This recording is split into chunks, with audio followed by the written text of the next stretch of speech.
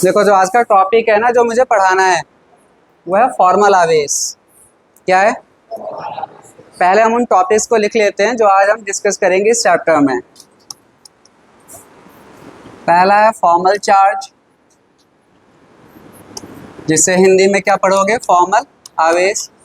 दूसरा टॉपिक हम पढ़ेंगे आज रेजोनेंस। रेजोनेंस,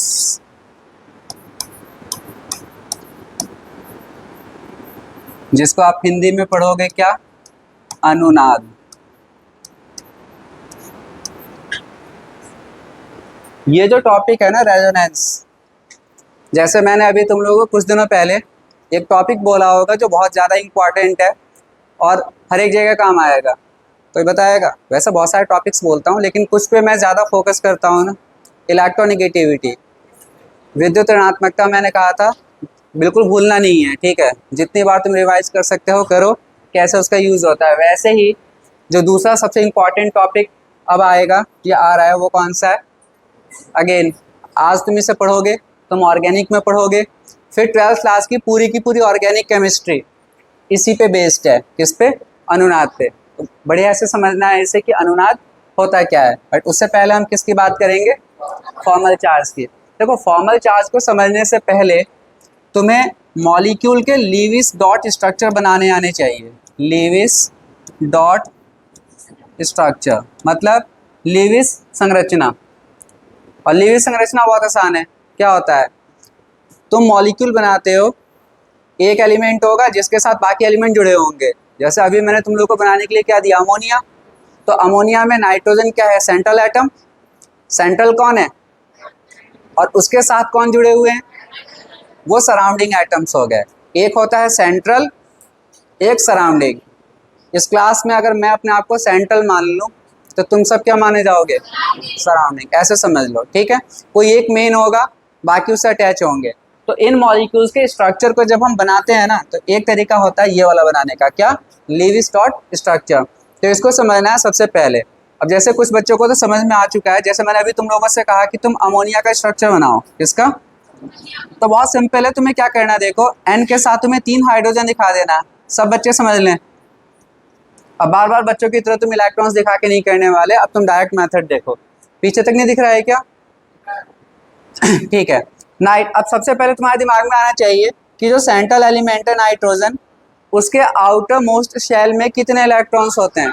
5। सबको पता है 5 होते हैं, ठीक है? अब तुम देखो कि उसने कितने बॉन्ड बना रखे हैं। तो बस बात खत्म हो गई। 5 इलेक्ट्रॉन होते हैं और 3 इलेक्ट्रॉन्स उसने यूज कर लिए। अब वो जरूरी थोड़ी कि तुम दिखाओ, दिखाना चाहो तो तुम दिखा सकते हो। 1 2 3, ये 3 इलेक्ट्रॉन किसके हैं? नाइट्रोजन के। फिर यहाँ पे 1 2 3, ये हाइड्रोजन के, तभी तो बॉन्ड बने। फोकस करना है नाइट्रोजन पे। किस पे? अभी नाइट्रोजन पे। तो नाइट्रोजन के आउटरमोस्ट में इलेक्ट्रॉन्स कितने थे? 5। 3 इसने यूज कर लिए, बचे कितने?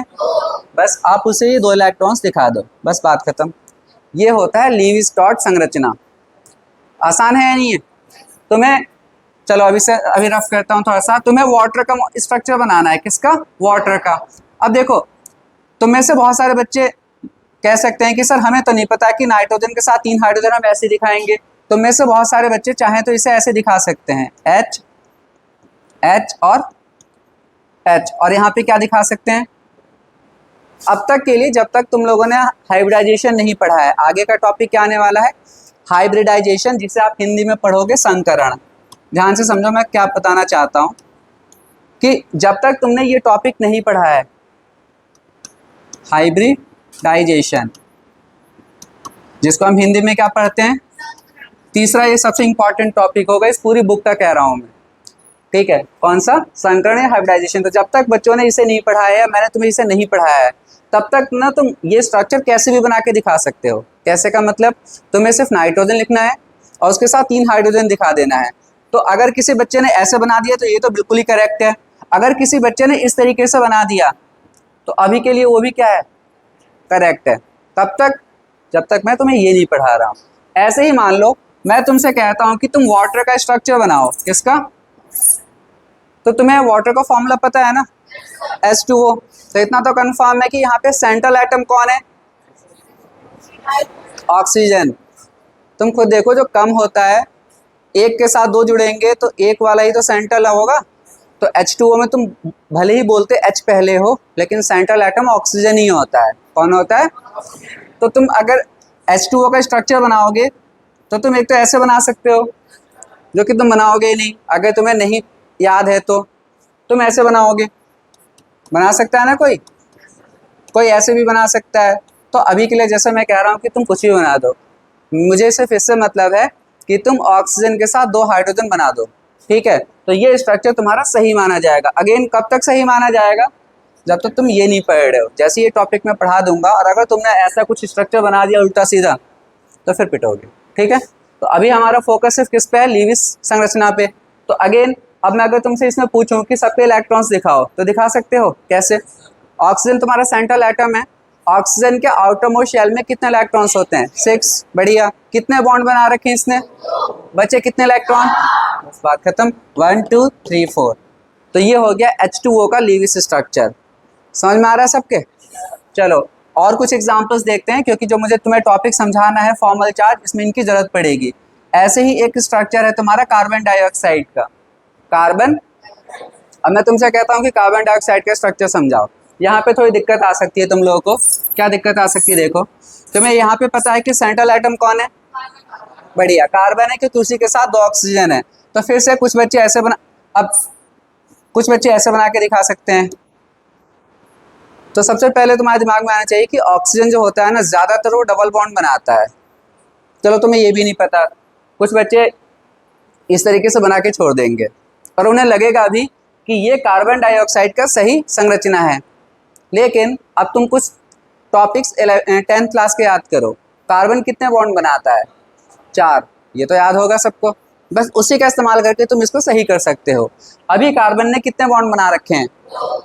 4 करने हैं ना। एक इसके साथ हो गए 4 पूरे। और ऑक्सीजन वैसे भी 2 बॉन्ड बनाता है। ऑक्सीजन 2 बॉन्ड बनाता है, ये हमें कैसे पता? क्योंकि ऑक्सीजन के बाहरी कोश में होते हैं 6 इलेक्ट्रॉन्स, और 2 इलेक्ट्रॉन अगर उसे मिल जाते हैं तो उसके 8 पूरे हो जाते हैं। अब ये चीज़ें मैं बार बार नहीं बताऊंगा, ये तुम्हें अपने दिमाग में फिट कर लेना होगा। तो अब कार्बन डाइऑक्साइड का ये वाला स्ट्रक्चर क्या है? सही है। फिर से कब तक सही है? जब तक ये नहीं पढ़ रहे हो। जैसे ये पढ़ोगे तुम्हें समझ में आ जाएगा कि इसका ये स्ट्रक्चर नहीं होता है, इसका एग्जैक्ट स्ट्रक्चर बच्चे ये होता है, बिल्कुल सीधा होता है, लीनियर। तो कैसे होगा वो मैं बाद में बताऊंगा। तो फिर से अब मैं अगर तुमसे पूछता हूँ कि कार्बन के पास में या ऑक्सीजन के पास में कितने इलेक्ट्रॉन्स बचे हुए हैं, तो दिखा सकते हो। पहले कार्बन को देखो, कार्बन ने यहाँ पे कितने बॉन्ड बना रखे हैं? 4। 2 इधर 2 इधर। कार्बन के आउटर मोस्ट शेल में इलेक्ट्रॉन्स कितने होते हैं?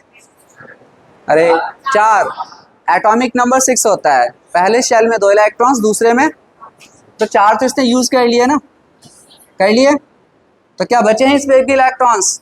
नहीं बचे। जरूरी थोड़ी कि सब पे बच ही जाते हैं, कुछ ऐसे भी होते हैं जो अपने इलेक्ट्रॉन सारे यूज कर लेते हैं, उन पे नहीं बचते हैं। बट अब हम जरा ऑक्सीजन को भी देखेंगे। किसको देखेंगे? ऑक्सीजन के आउटर मोस्ट में कितने इलेक्ट्रॉन्स होते हैं? 6। बॉन्ड इसने बनाए हैं 2, तो बचे कितने? तो जाहिर सी बात है इस पे भी 4 बचे हैं। ठीक है, समझ में आ रहा है? ये होते हैं तुम्हारे लीविस डॉट स्ट्रक्चर, लीविस बिंदु संरचना। ठीक है, तो इन्हीं का इस्तेमाल करके ना अब हम क्या समझने जा रहे हैं? Formula base.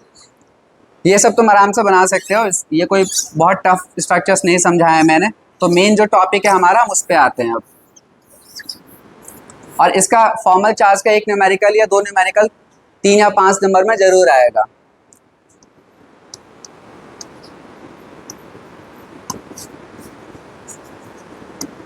देखो, इसका एक एग्जांपल लेता हूं मैं, ओजोन का। ओजोन का फॉर्मूला क्या होता है? O3। ओजोन पता ही होगा, ऑक्सीजन का एक यौगिक होता है, कह सकते हो। वैसे ये ऑक्सीजन का एक एलोट्रॉप होता है। क्या होता है? एलोट्रॉप। क्या होते हैं? अपर रूप। बढ़िया, एलोट्रॉप अपर रूप होते हैं। जैसे तुम लोगों ने 10th क्लास में कार्बन के अपर रूप पढ़े थे, एलोट्रॉप्स। क्या पढ़ा था? डायमंड, ग्रेफाइट, याद आ रहा है कुछ? बकमिंस्टर फुलरेन।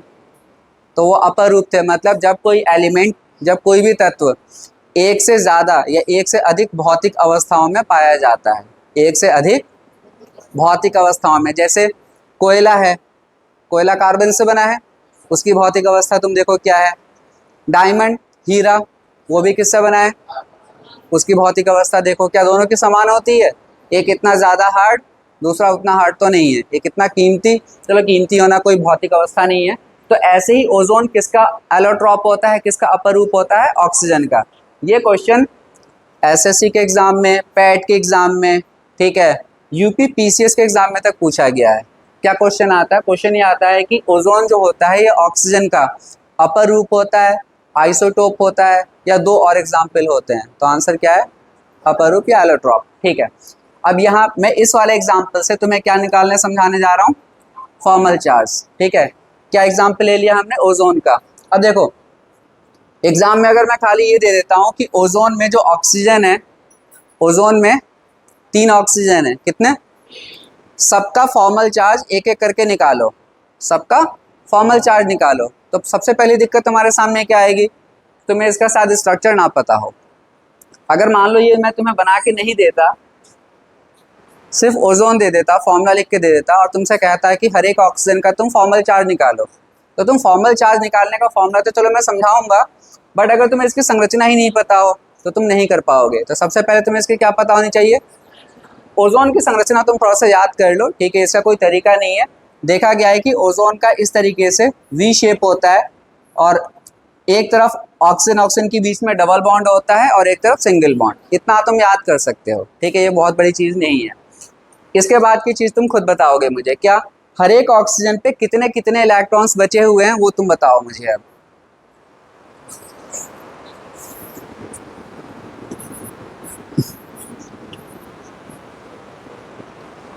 चलो रुको, पहले मुझे बस सिर्फ इसका बताओ, लास्ट वाले ऑक्सीजन कितने बचे हैं, 4। बढ़िया, बाकी तुम अब किसी का मत बताओ। ठीक है, क्योंकि अब तुम जो बताओगे वो गलत बताओगे। और गलत इसलिए नहीं कि तुम्हें आता नहीं है, जो मैंने बताया उसके बेस पे तुम गलत बताओगे।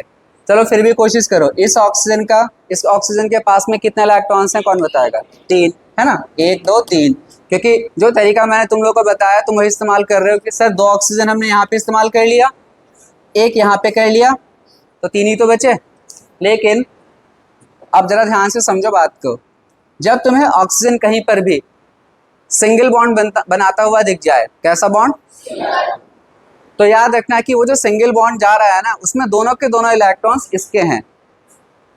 तो ये कौन सा बॉन्ड हो गया, कोऑर्डिनेट। बताया था 3 टाइप के बॉन्ड्स बताए थे। ये तुम्हारा उप सहसंयोजी आबंध होता है, जिसे इंग्लिश में कहते हैं बच्चे कोऑर्डिनेट। एक ही एटम दूसरे को 2 इलेक्ट्रॉन्स दे देता है।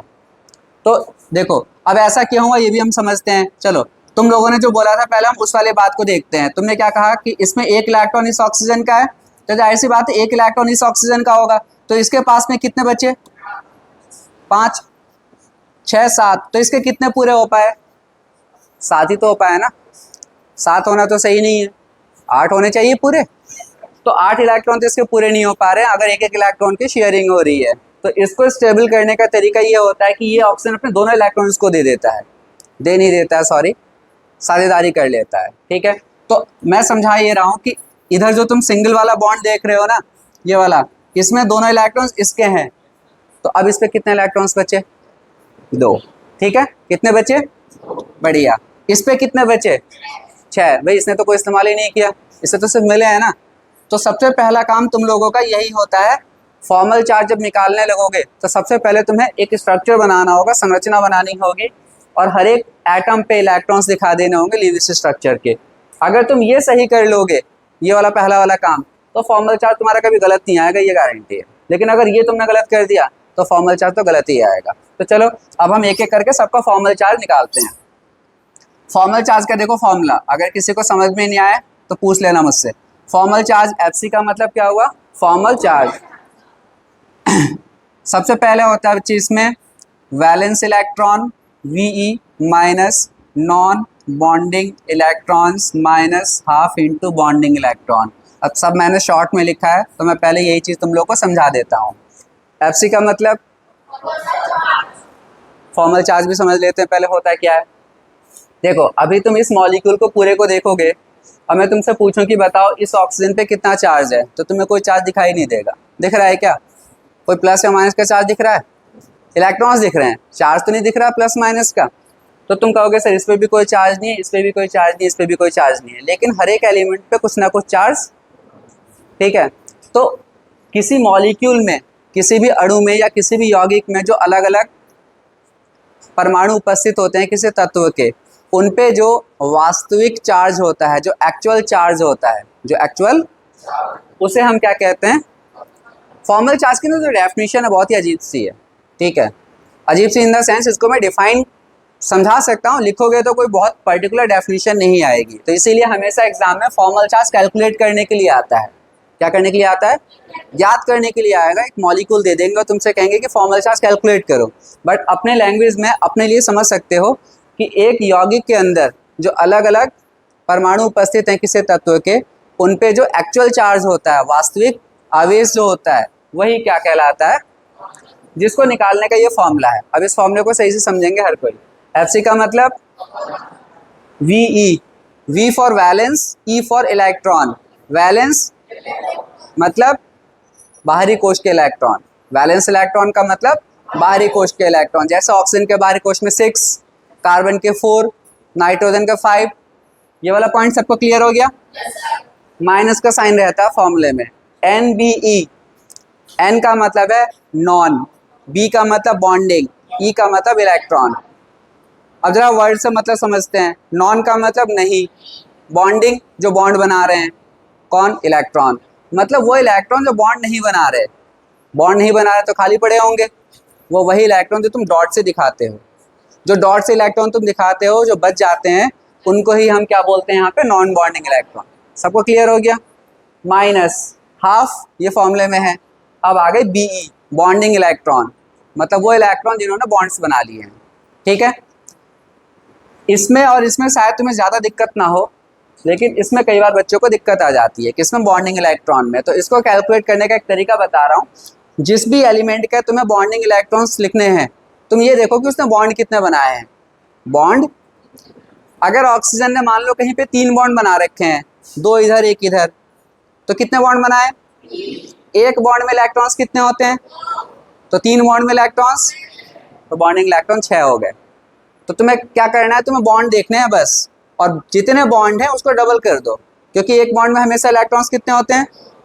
तो अगर 2 बॉन्ड है तो इलेक्ट्रॉन्स कितने हो गए? 1 बॉन्ड है तो इलेक्ट्रॉन्स कितना हो गए?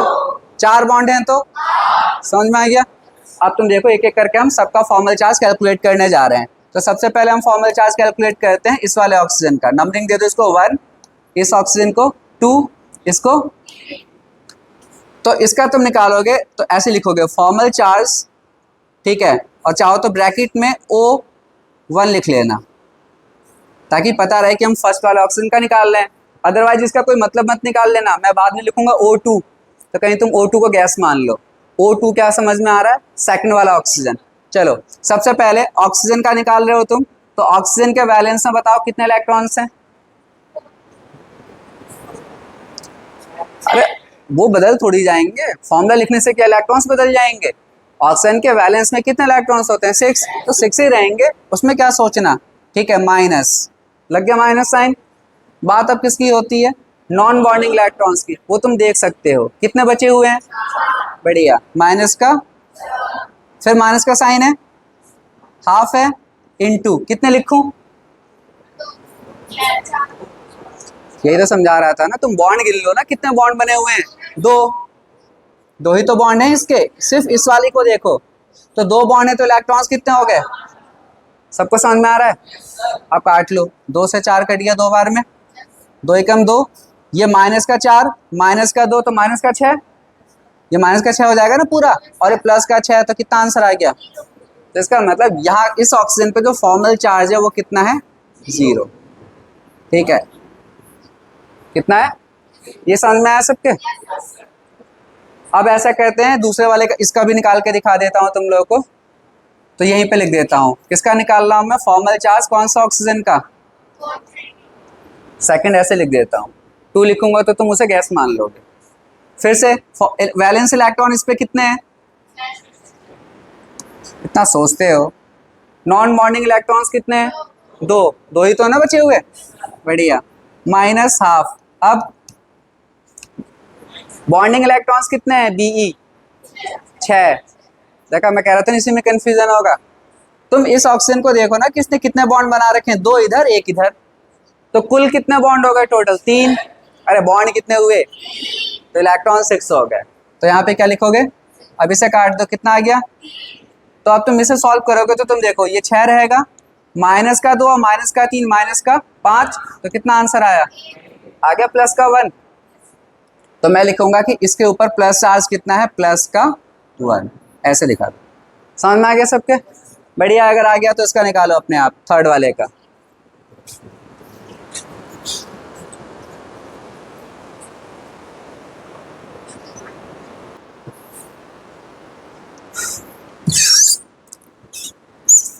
ठीक है, अब हम इसका निकाल रहे हैं थर्ड वाले का, तो इसे लिख लो फॉर्मल चार्ज हम कौन सा ऑक्सीजन का निकालने जा रहे हैं, थर्ड का, ऐसे लिख लो।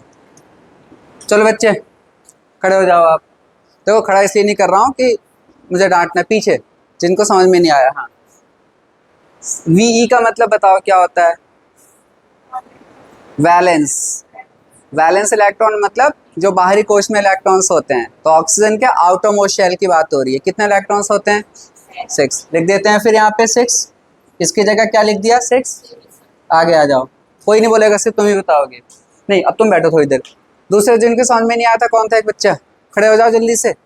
अरे खड़े हो जाया करो ना, तुम्हारे समझ में नहीं आया था ना, आप खड़े हो जाओ। अब बताओ यहाँ पे नॉन बॉन्डिंग इलेक्ट्रॉन्स यहाँ पे कितने हैं, कहीं नहीं देखना, यहाँ देखना है स्ट्रक्चर को। यही तो बचे हुए, ये जो इलेक्ट्रॉन्स होते हैं, सॉरी यहाँ पे ये वाले इलेक्ट्रॉन्स ही तो नॉन बॉन्डिंग होते हैं ना, 6। समझ में आ गया।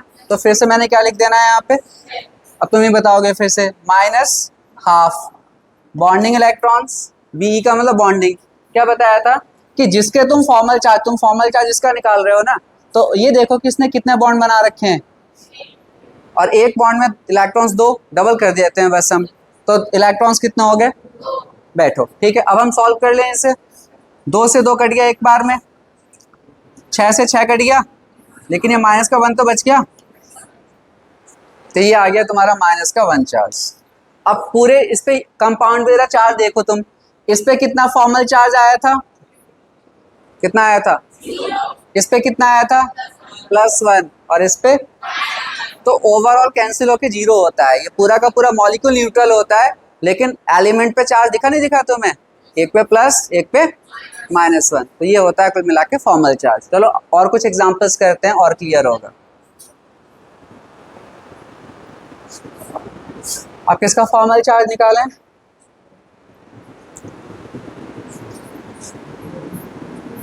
चलो ऐसा करो, कार्बन डाइऑक्साइड में तुम लोग इस ऑक्सीजन का फॉर्मल चार्ज निकाल दो और इस कार्बन का, क्योंकि इस ऑक्सीजन का फॉर्मल चार्ज वही आएगा जो इसका होगा, दोनों एक जैसे हैं ना। तो तुम इस ऑक्सीजन का और इस कार्बन का फॉर्मल चार्ज निकालो। निकाल लोगे या नहीं, या मैं निकलवा दूं, ये स्ट्रक्चर मैंने तुम्हें बना के दे दिया।